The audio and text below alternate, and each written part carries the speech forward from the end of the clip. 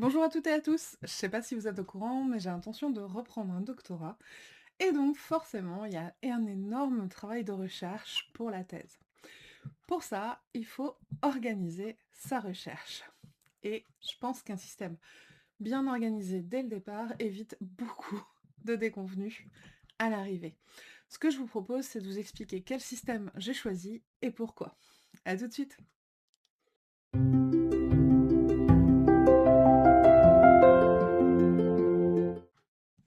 Voilà, installez-vous confortablement, éventuellement avec une boisson. Et je vais vous présenter surtout deux logiciels, Zotero, qui va vous servir à gérer vraiment vos documents, euh, tout ce qui est normes de présentation des documents, des ressources, et Obsidian, qui est plus gestionnaire de vos fichiers, de vos notes, etc. C'est parti. Essayons de travailler un petit peu en situation réelle. Je vais dans la version un peu numérique, alors c'est pas tout à fait mon journal de thèse, il y a des notes en dessous sur ce que j'ai fait, ce que j'ai déjà fait qui correspondrait plus au journal de thèse, mais là c'est plutôt ce que je veux faire, ce que j'ai à faire, etc. Et j'ai mis des petits boutons, avec notamment du rouge pour la priorité, et puis j'ai mis un bouton bleu pour le travail que j'ai marqué relax.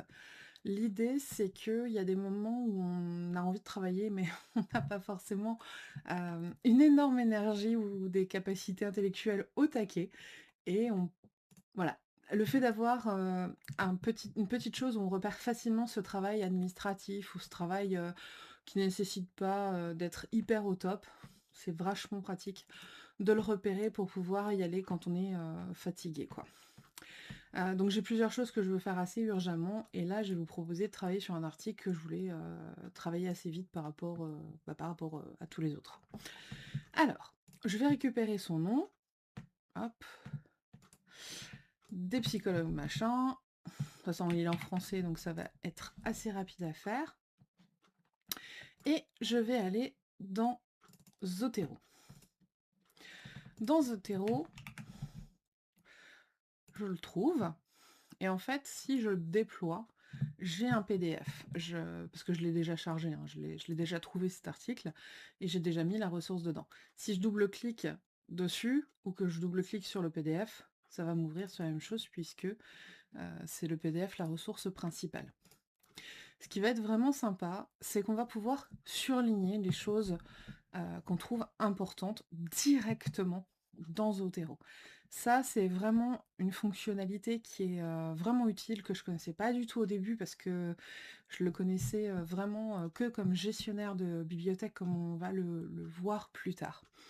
Donc là, ce que je vais vous proposer de faire, c'est voilà, sélectionner des parties de l'article qui sont intéressantes, qui sont pertinentes, venir tout simplement les surligner en faisant, par exemple, alors ce que je vous déconseille de faire, c'est de faire, ah bah tiens, PsySafe comme synonyme. Parce que si vous sélectionnez ça et que vous récupérez vos notes, vous vous retrouvez avec un mot tout seul qui est décontextualisé et qui ne veut plus rien dire. Donc c'est vraiment intéressant d'avoir tout le contexte, au moins une phrase, mais que ça ait vraiment du sens pour vous. Voilà sur Obsidian. Donc je vais ouvrir un nouvel onglet, créer un nouveau fichier, et ce nouveau fichier, je vais aller ici, ouvrir la palette de commandes et insérer le modèle. Si jamais ce n'était pas tout au début, je vais insérer le modèle et en fait mes modèles ils sont dans le dossier divers. Je prends un modèle que j'ai déjà créé. Si jamais vous n'avez pas votre modèle qui est déjà créé, que vous ne savez pas comment faire, il faut créer un nouveau fichier. Donc, par exemple, on va l'appeler modèle X. Tout au début, vous tapez 3 fois sur le tiré du 6, 2, 3. Les propriétés apparaissent. Là, vous tapez ce que vous voulez, par exemple, gli goût, par exemple. Ça va vous faire une catégorie. Moi, je veux pas ça. Et on va mettre ce qu'on veut. Hop, donc là par exemple, je vais reprendre, voilà, je vais juste mettre titre résumé, et puis je vais faire titre, sous-titre, voilà, c'est vraiment juste un exemple un peu pourri. Et ce modèle, je vais le mettre dans le dossier qui contient mes modèles. Ce dossier, vous le définissez. Alors, je repars en arrière, je suis allée sur la petite roue crantée en bas, modules principaux. Vous allez dans les modèles et vous lui dites emplacement du dossier de modèle. Donc moi, j'ai choisi que ce soit divers. Donc, ce modèle X là ne m'intéresse pas.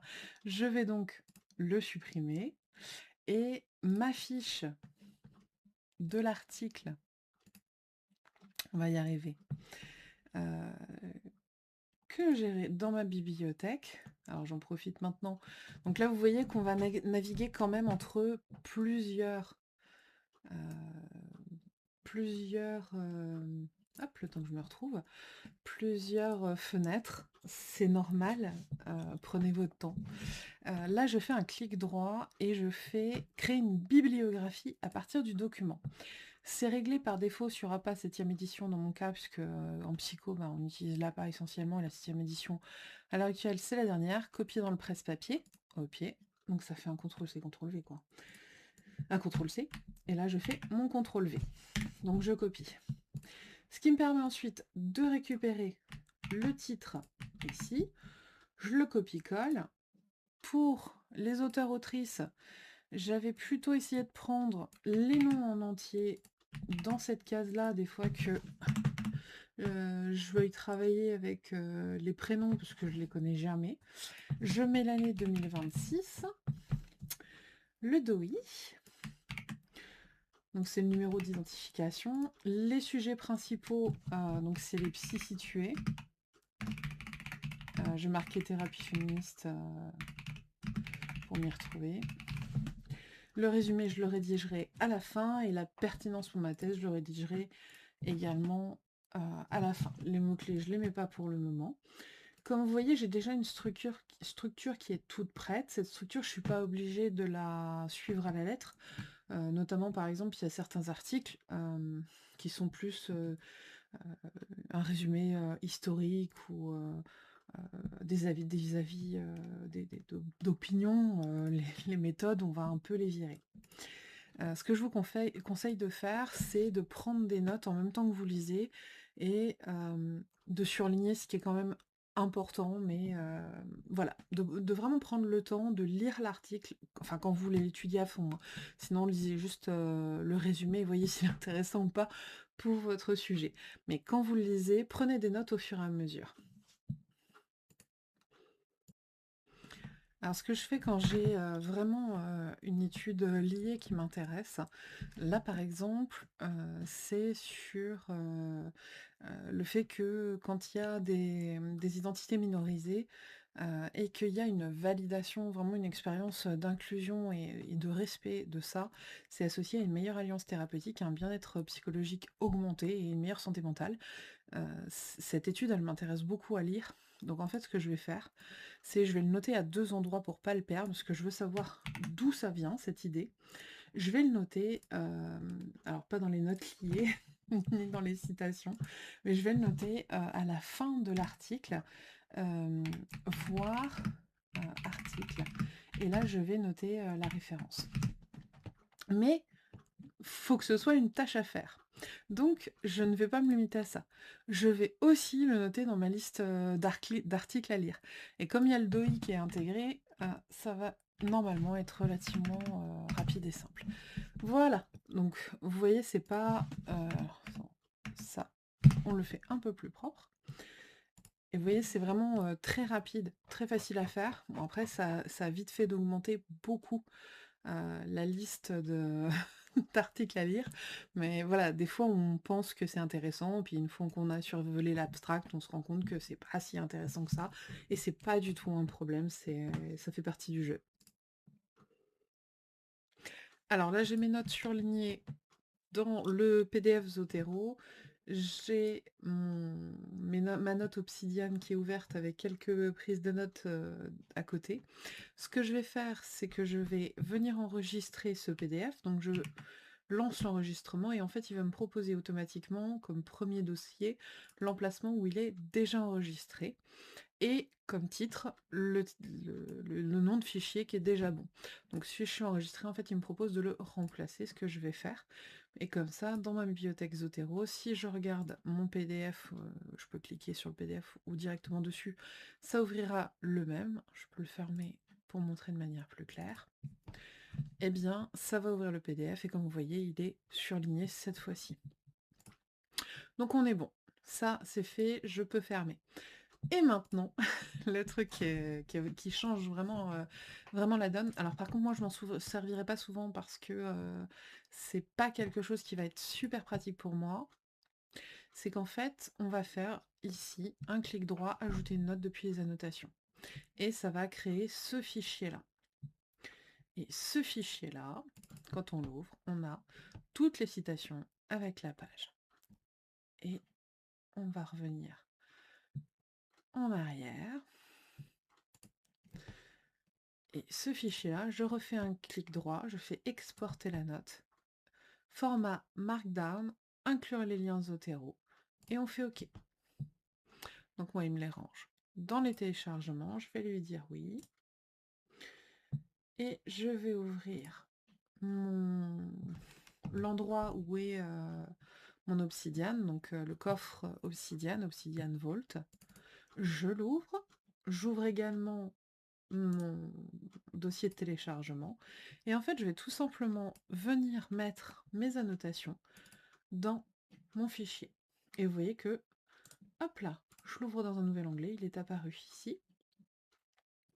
Et ça y est, j'ai mes annotations qui sont là. Et là où c'est vraiment impressionnant, alors je vais le sortir déjà, je vais le mettre côte à côte, voilà, c'est que là, non seulement j'ai toutes mes citations qui sont arrivées et qui ont fait une note, donc si j'avais pas voulu faire toute cette structure complexe, en fait, de l'autre côté, j'aurais pu juste changer le titre et dire, mettre par exemple citation de tel article. Et c'était fait. Là, en l'occurrence, moi, c'est pas comme ça que je fonctionne. Mais ce qui est assez énorme, c'est que si je clique dessus, je fais Open Link et en fait, ça va me ramener à la source. Sur Zotero, ça va me renvoyer au PDF. Donc, c'est assez pratique si jamais on a un doute, qu'on est perdu, qu'on n'est pas trop... Ben, c'était quoi? Attends, c'était quoi le contexte et tout ça? J'ai pas pris un truc assez grand. Eh bien, on va directement dessus et il nous rouvre le PDF. Il nous redonne où c'était. Donc ça, c'est quand même pas mal. Alors, comme je vous le disais, moi, je préfère ne pas avoir un fonctionnement qui est trop centré là-dessus, parce qu'aussi, je pense que quand on copie-colle beaucoup de choses, on ne les intègre pas, on les réfléchit pas, on les pense pas, et je pense que la réflexion et la reformulation servent à s'approprier les connaissances. Donc il y en a certaines que je vais récupérer telles quelles, que je vais recopier-coller et retransférer. Moi, c'est plutôt comme ça que je vais faire. Je vais les remettre à côté et surtout, je vais les contextualiser et mettre pourquoi elles m'intéressent. Voilà. Donc ma fiche d'annotation est vide. Moi, je vais la supprimer parce que je préfère fonctionner comme ça. Encore une fois, je pense que souvent, je ne reprendrai pas l'accès au PDF directement parce que j'en aurais pas besoin. Je ferai juste un bête copier-coller comme ça, CTRL-C, hop, ouvrez les guillemets, coller, et c'est bon. Sachant que quand on fait les copier-coller comme ça, alors on n'a pas le lien. Ceci dit, voilà, est-ce qu'on en a forcément besoin? C'est à vous de voir. Donc la plupart du temps, je fonctionnerai de manière plus simple que ce que je vous ai écrit. Là, je pense que ma fiche, elle est quand même assez complète par rapport à ce que j'ai l'intention de tirer de cet article. Je vais mettre un titre à ma fiche. On n'a pas le droit de mettre deux points ici. Donc, je les enlève. Et puis, je vais faire le petit résumé. Donc, dire que c'est une exploration qualitative des psys situés. Alors, là, j'ai un petit souci parce qu'en fait, j'ai une panne. J'ai une panne de Alt 0183 sur mon clavier qui fait le point médian. C'est très pratique. ça c'est une liste française en fait, comme PsySafe, etc. Mais voilà, c'est pas tout à fait ce qui m'intéressait, donc ça reste intéressant, mais c'est pas ce que je cherche quelque chose qui dit plutôt comment faire plutôt que comment les gens s'expriment. Alors, ma fiche est faite, je vais la classer, la ranger. Hop, donc c'est un article et dans un article, et surtout maintenant, c'est bien beau d'avoir fait une fiche, mais il faut pouvoir la retrouver quand on veut. Alors, ce que je vais faire, c'est que je vais faire comme si je refaisais une base de données avec vous. C'est ici, créer une nouvelle base. Alors, au début, j'ai un peu paniqué, parce qu'il m'a mis tout ça, et tout ça, c'est toutes mes fiches. Et j'ai fait non, je pourrais jamais m'y retrouver. Sauf qu'en fait, 2 secondes, on va ajouter des propriétés, on va mettre tous les petits trucs que j'avais mis au début, enfin pas tous en fait, parce qu'ils ne m'intéressent pas tous à avoir. Quoique, je vais tous les mettre pour l'instant et on va faire un tri. Je vais vous montrer pourquoi. Donc, là, pour l'instant, j'ai toutes les fiches que j'ai faites et c'est un peu le souk. Et surtout, je veux faire un tableau de mes articles, pas de trucs qui n'ont rien à voir sur d'autres choses. Donc, je vais aller voir dans les filtres et je vais dire fichier, la propriété d'avoir un titre. Voilà. Parce que cette histoire de titre, je ne l'ai mis que dans les livres et articles.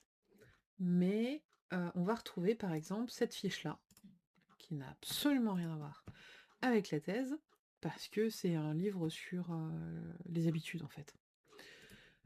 Donc ça va pas sembler super pertinent.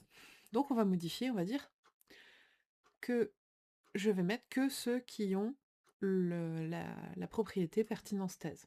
Ah, on en a déjà moins. Et là, effectivement, après, ce qui va pouvoir servir... Alors, l'année, c'est quand même intéressant parce que dans le truc que j'étudie, c'est assez embêtant. On a beaucoup de vieilles ressources et pas grand-chose en récent, c'est pas pratique. Ça, le DOI, on peut le garder parce qu'en fait, ça va faire un truc intéressant. C'est que ça va ouvrir dans un nouvel onglet potentiellement directement l'article. Bon, alors là, en l'occurrence, j'avais un accès via quelque chose, via une passerelle. Donc là, j'ai pas accès à tout l'article. C'est pas super pratique, voilà, c'est pas forcément nécessaire.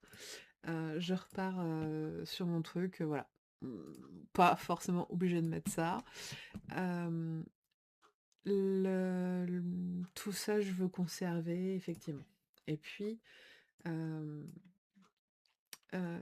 donc cette base de données-là, après vous la nommez, moi je vais la supprimer, puisque je l'avais déjà faite. Et puis on va pouvoir regarder un peu ce que ça donne. Ce que je trouve très pratique, c'est que par exemple le résumé, bah oui, mais c'est bien gentil parce qu'identifier les éléments, on voit pas grand chose. Mais en fait, quand on clique sur la case, elle se met en survol et on peut tout lire. Du coup, on peut tout de suite retrouver si cette ligne-là, présentation de la psychiatrie radicale, ah mais oui, c'était bien cet article-là, hop, je vais ouvrir dans un nouvel onglet et retrouver l'article avec tout ça, avec les propriétés qui sont au-dessus, et puis tout ce que j'ai pu mettre par rapport à cet article précis. Voilà, j'espère que ça aura été intéressant pour vous et que vous aurez trouvé quelque chose qui vous aura plu, que ça vous sera utile pour vos études, une recherche ou autre chose en fonction de ce qui compte, de ce que vous avez envie de faire. Si vous voulez, vous pouvez toujours vous abonner, liker, commenter. N'hésitez pas surtout à me dire ce que vous utilisez pour organiser vos lectures, vous y retrouvez, retrouver dans quel article ou livre était telle information. Moi, c'est toujours quelque chose qui est un petit peu compliqué pour moi, donc j'espère que ce système va fonctionner, on verra bien. Et puis surtout, un tout dernier conseil que je voulais vous donner, c'est ne pas attendre qu'un système soit parfait pour le lancer, parce que c'est vraiment quelque chose qui mène à rien faire du tout et qui ne fait pas avancer du tout. Et un système, ça se teste et ça se réajuste. Après, le fait de réfléchir en amont et d'avoir une bonne base, Ça évite aussi de partir n'importe comment et puis de se retrouver très embêté au bout d'un moment, une fois qu'on a vraiment lancé les choses, fait beaucoup d'efforts et qu'on doit tout refaire. Donc l'idée, c'est un peu de, réussir à jauger, à prévoir quelque chose et puis au fur et à mesure de l'utilisation, à le réajuster en fonction de ce qui est faisable, de ce qui est possible. Et puis, ben, éviter de cumuler les erreurs dans le temps, pour se retrouver avec un système complètement bancal au bout d'un moment. Voilà. Allez, amusez-vous bien. Au revoir.